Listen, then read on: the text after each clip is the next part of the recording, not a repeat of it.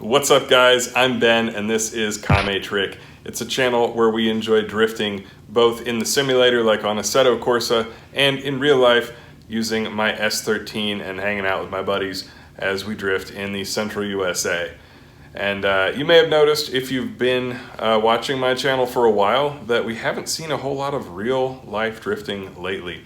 And there are two reasons for that. One, my wife and I had a little girl a couple months ago, a little baby, and we were super stoked on that.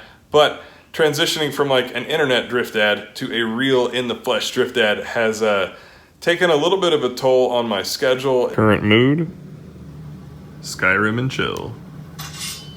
It's fine, you can totally be a dad and enjoy drifting, but it just takes some time to adapt and get everybody onto the same page. And when they're super young, it's hard to do. So that's slowed me down a little bit. But the bigger issue has actually been that the car has been broken. So I've been working on what I thought was a fuel pump issue, and then became a wiring issue. And I've recently identified what I think is the problem. And so hopefully we can get this car going. And the reason that I'm in such a hurry to get the car going now is because my next opportunity to drift is probably No Coast Drift Party, and that is in New Mexico on Labor Day weekend. It's one of my favorite events to go to. I went last year and it was a hoot, repping New Mexico on the shirt. But it's a great time. It's hosted by Officer Dan Brockett, and it's out at Sandia Speedway, which is a cool track complex with multiple layouts, so each day is different, and you get to basically jump from one track to another in a hot lap style. It's really fun times. So let me tell you about what's been going on with the car. And for you guys who watch my channel for the sim drifting, I'll try to keep this relevant for you all as well. I assume that if you enjoy sim drifting, at some point you have the goal of going to drift in real life and at least trying your skill set out, if not trying to go pro perhaps. So one of the challenges that you'll encounter when you move from sim drifting to real life drifting is actually not about the driving at all. The driving in a way will be the easiest part of the transition for you. But what'll be hard is the fact that the cars break and the cars aren't as good as mod cars from the start, and you have to either purchase the skill from someone else to tune the car up for you and get it to handle the way that you want, or you yourself need to develop the knowledge and learn how to tune your car yourself and how to adjust that tune so that it does what you need it to do. In any case, for my car, what first happened in the last real life drifting video that I posted to this channel, we saw that I went to an event, I think it was in May, and I made 4 laps, and on the 4th lap, the car just shut down, lost all power.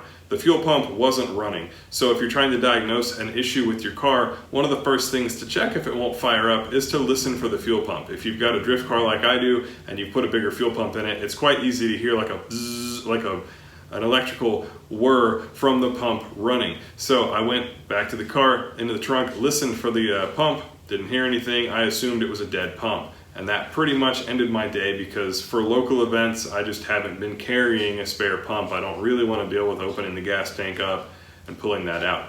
So I got back to the house, did that, took the pump unit out, and discovered what I thought was the problem. The pump's power wire that's in the gas tank was completely fried. It was black at the connector.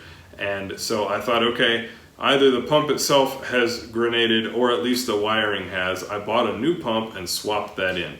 Get the car ready to roll, and the pump doesn't prime. The fix we decided to go with was to put in a new circuit for the fuel pump. So we assume basically that the original pump power wire was compromised and it wasn't delivering the amount of power necessary to keep the pump running at the pressure needed to run the engine. So I do all of that work, key up the car, still nothing. There is a fuel pump relay called the EGI pump relay, and if it fails, then it won't trigger your pump to go off. So I removed that relay and I jumped it, and the pump ran, which was great because it confirmed that the fuel system and the new wiring that I had installed did in fact work. I went to start the car and it would crank, but it wouldn't fire, it wouldn't even sputter. And I confirmed that the fuel pump was making OEM good pressure during prime, during crank, and then I let it do a leak down test where you just basically wait and see if the pressure drops over 10 minutes, 20 minutes.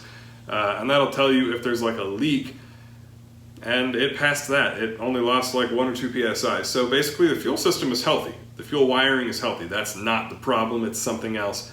And I am bad at wiring, so that's the point where I knew I was out of my depth and I had to get some help. And my buddy Dakota Vang came in clutch.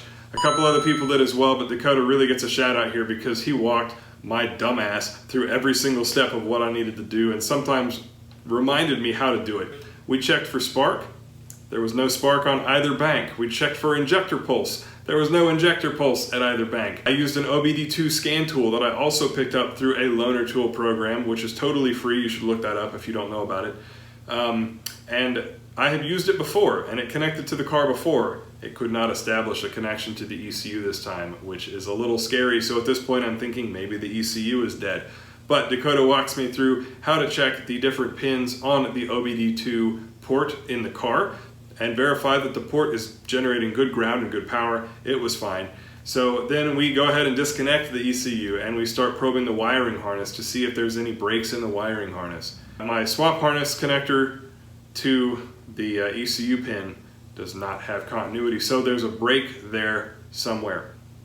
So I get in touch through Dakota with Yuri, who's one of the guys at Wiring Specialties, and he's helped me out on other stuff in the past. Great dude, excellent customer support that I've experienced there anyway.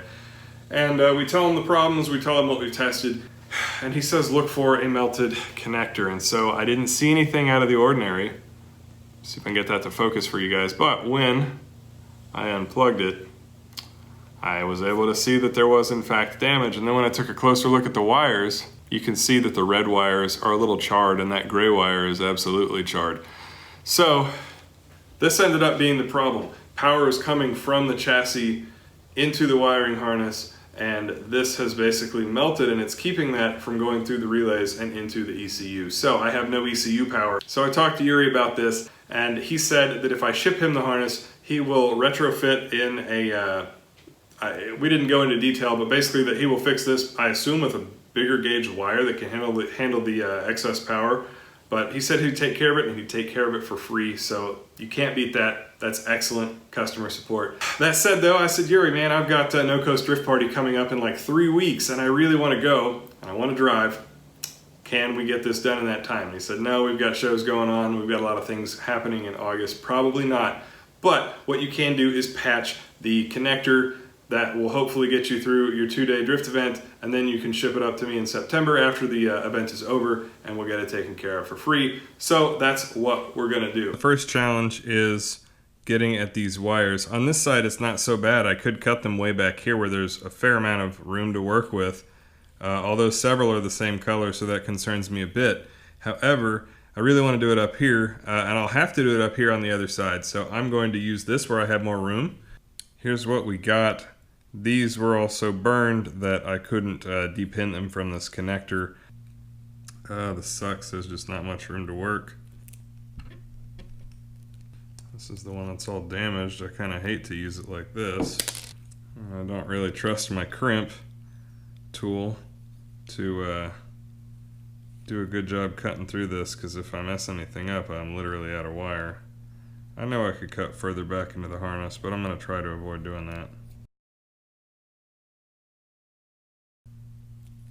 I didn't do the best job of recording the process, but it's all fairly simple stuff. Because this was burned, it had no flex, so effectively I decided to just like break the plastic where it was all burned anyway and pull all of these wires out. That has this side ready to go. On the other end, these are all, well, this one is old. You can see it's a little bigger than these. These two are new. These were the fan 1 and 2 relays, and they were both melted. Because they were melted, they were sort of fused to the connector, so I had to get out my Dremel and very carefully cut like here and break those off individually, moving the wires over. So we're ready now to go inside of the car and do the part that I am quite frankly dreading. Here's what I have to work with inside of the car. So we are dealing with this connector. I have this much room, which is actually not as bad as I thought, but it is going to be a little difficult to handle. So first, I'm going to see if I can figure out how to depin these wires. All right, that that's fine. So, there's that. Whatever. You lose. I wasn't able to get these loose, so what I'm gonna have to do is just cut them as close as I can right here. We're gonna get everything plugged back in, and then connect all of our wires. I may not end up recording this after all because I need my lights to see where I'm crimping this, but you get the idea. Well guys, it looks terrible, but it's done. Perfect. I'm going to take a quick second and try to get these all sealed up. Hopefully I won't melt anything. The ECU is wired back up. All my connectors on the burned piece are reconnected, kind of in a sketchy manner, but it should hold for no coast. And I installed new relay boxes here. We've got everything together, and it's the moment of truth. Okay, we've got fuel pressure, so that's a good sign. Hopefully nothing bursts into flames, because I've had a lot of things open in the fuel system and a lot of wiring done. Let's find out what happens here. Okay, oil pressure's good, fuel pressure's good. I'll pull out of the garage just in case anything goes horribly wrong. We're gonna take a look around the car, double check for any fuel leaks since I've had the fuel system open, and check out this wiring, make sure nothing's getting really hot. Kind of a weird tick, I'm not sure what this tick is. It sounds electrical.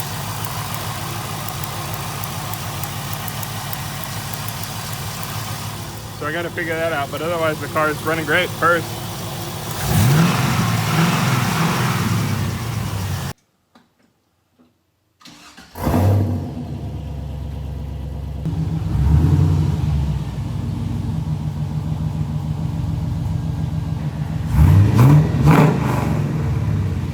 All right, so it looks like there's hope for no coast yet.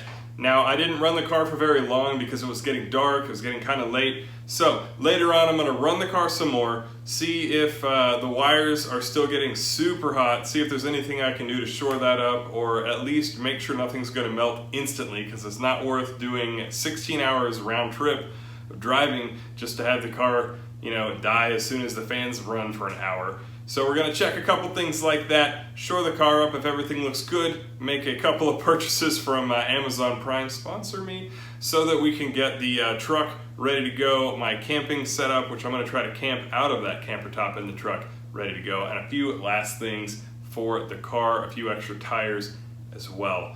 So thank you guys for watching. Sorry that there was a little bit of a delay in the content, but I was busting my ass trying to get this car ready so that I'd have lead time to get tires and a few other things like that in if it worked. And it looks like it's good. So look forward to more real life drifting content coming soon. I'm gonna try and put out a new Assetto Corsa live stream, probably on YouTube again. I'm still working on the Twitch channel pretty soon as well. And as always, sim drifting content will be coming out very soon. Thank you guys for watching. Have a good night. Peace.